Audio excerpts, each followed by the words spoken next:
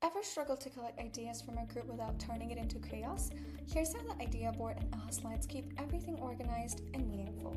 Simply start by selecting the idea board slide and choosing how you want your ideas to be structured with groups.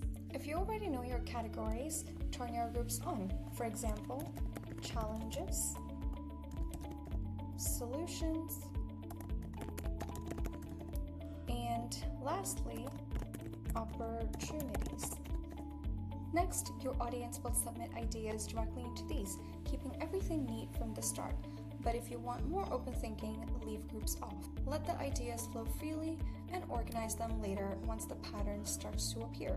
Now let's talk about votes. Turn votes on when you want to quickly see what stands out. And your audience can vote on ideas, helping you prioritize in seconds. If you leave it off, the focus stays on sharing and not judging, which is perfect for early brainstorming or even sensitive discussions. So remember, groups structure now or structure later.